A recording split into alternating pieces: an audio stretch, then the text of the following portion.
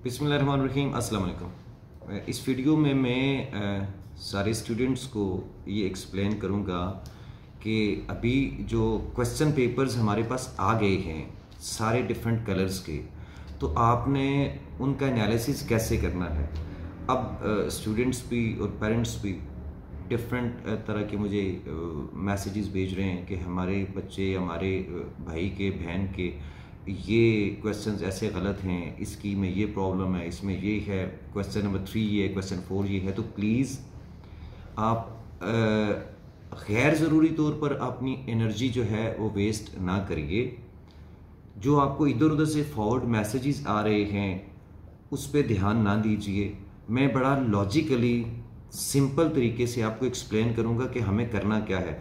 जो लोग कोर्ट में, हाई कोर्ट में, कोर्ट रूम में हमारे साथ मौजूद थे पिछले 2-3 दिन से, 2 जो हियरिंग्स हुई हैं उसमें आप लोगों ने देखा है कि हमें जब कोई एविडेंस कोर्ट में, चाहे हम बिल्कुल सही बात भी कर रहे हैं, जब हमें कोर्ट में वो प्रेजेंट करना है तो एक तो वो बड़ा लॉजिकल होना चाहिए, कंसाइज होना चाहिए और इस तरह से होना चाहिए कि वो एक आम बंदे को, जिसने एमडी कैट नहीं दिया, जिसको एमसीक्यूज के बारे में नहीं पता, जिसको different colours pink, white, blue नहीं पता, वो भी उसको समझ सके और एक आम बंदे की समझ में ये बात आ सके।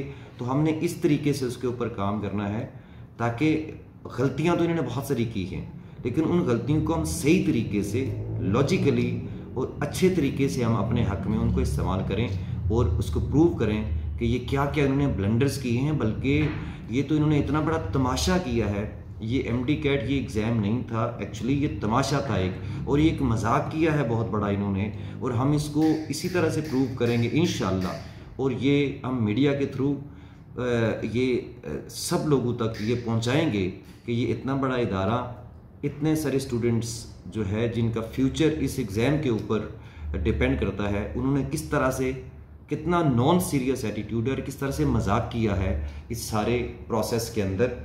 अब आप लोगों ने करना क्या है, मेरे पास ये क्वेश्चन पेपर है एक, ये बायो का, और ये पिंक जो कलर है ये वो वाला पेपर है। अब इसमें हमारे 2-3 पॉइंट्स हैं। पहला पॉइंट ये है, नंबर 1, कि आउट ऑफ सिलेबस क्वेश्चंस कौन से हैं।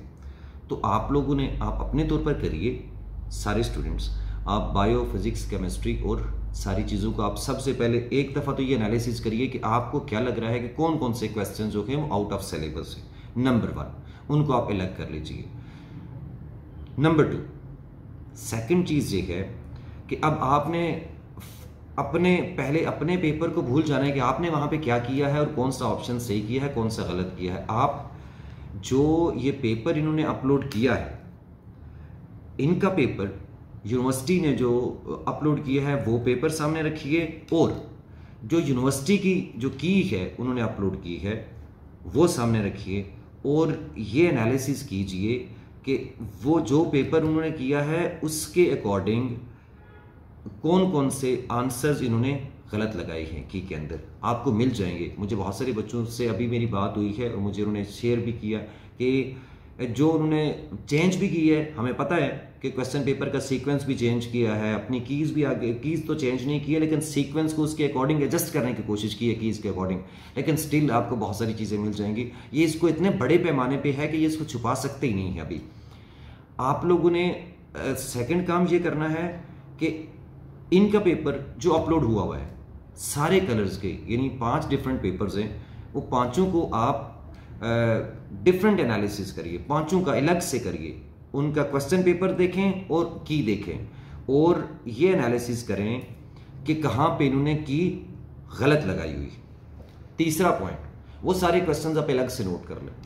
तीसरा पॉइंट ये है कि आप ये देख लीजिए कि एक क्वेश्चन, चाहे उसका नंबर जो भी है, एक क्वेश्चन का आंसर क्या ऐसा है कि किसी एक की के अंदर उसका आंसर कुछ और है। ऑप्शन को छोड़ दीजिए, जाहिर सी बात है ऑप्शन तो डिफरेंट होंगे और क्वेश्चन नंबर भी डिफरेंट होगा, डिफरेंट कलर की उसके अंदर, लेकिन क्या एक क्वेश्चन का कुछ ऐसे क्वेश्चंस भी हैं जिनका आंसर एक जगह, फॉर एग्जांपल एक जगह वहां पे उन्होंने एब्जॉर्प्शन लिखा हुआ हो, दूसरी जगह उन्होंने मल्टीप्लिकेशन लिखा हुआ हो। क्या ऐसे भी कोई क्वेश्चंस हैं? अगर हैं तो आप उनको भी अलग से नोट कर लीजिए। तीसरी चीज आपने ये करनी है, अब आप अपने पेपर पे आ जाइए स्पेसिफिकली। आप अभी आपको हमारा एक पॉइंट ये है कि इन्होंने जो एक ही कलर है, जैसे कि ये पिंक कलर है, तो पिंक कलर का एक स्टूडेंट का जो पेपर है उसके अंदर क्वेश्चन नंबर 1 और है, दूसरे के पेपर में क्वेश्चन नंबर 1 और है। यानी इसका मतलब ये हुआ कि जो सीक्वेंस है क्वेश्चन का, एक कलर की में तो एक कलर के पेपर में तो सारा एक जैसा होना चाहिए, लेकिन वो भी डिफरेंट है। एक बच्चे का और है, दूसरे का और है, किसी और का और है, इस तरह से है। एक तो ये इन्होंने किया हुआ है। दूसरा ये पॉइंट है कि जो आंसर्स हैं, एक बच्चे के पास जो पेपर आया है उसमें अल्फा पे आंसर और लिखा हुआ है, बीटा पे और है, और दूसरे वाले बच्चे में के पेपर में अल्फा बीटा पे ऑप्शंस और लिखे हुए हैं। यानी ऑप्शंस को भी शफल किया हुआ है, और जो क्वेश्चन की जो तरतीब है, सीक्वेंस है, उसको भी एक ही कलर के अंदर डिफरेंट पेपर्स में वो डिफरेंट है। ये 2 पॉइंट्स हैं जो हमने एस्टेब्लिश करने हैं। अब इसके लिए सिर्फ मेमोरी के ऊपर हम उसको नहीं कर सकते हैं। आपको अपने पेपर का क्वेश्चन नंबर 1 तो याद हो सकता है कि मेरा 1 ये था और दूसरे का 1 ये नहीं है, ये तो हो सकता है। लेकिन अब सारे आपको ये नहीं पता होगा कि 37 नंबर पे जो क्वेश्चन है, क्या मेरे पेपर में 37 था या नहीं था, आपको ये याद नहीं हो सकता। दूसरा, आपको ये भी नहीं पता होगा कि क्या ये क्वेश्चन नंबर जैसे 4 है या 5 है, इसके ऊपर क्या ये जो ऑप्शंस हैं, इधर जो अल्फा बीटा चार्ली लिखा हुआ है, क्या आपके पास भी वही अल्फा बीटा चार्ली उसी तरतीब से था या नहीं था। लेकिन हम स्टिल इसको एस्टैब्लिश कर सकते हैं। हम कैसे एस्टैब्लिश कर सकते हैं, मैं आपको समझाता हूं। आप अपना पेपर सामने रखिए, ये जो पेपर अभी आया है आप इसको सामने रखिए। अपना जो आपके पास वो जो आंसर की कार्बन कॉपी है उसको लेके सामने रखिए। फॉर एग्जाम्पल ये क्वेश्चन नंबर 5 है, during which stage of bacteriophage replication lysozyme is involved.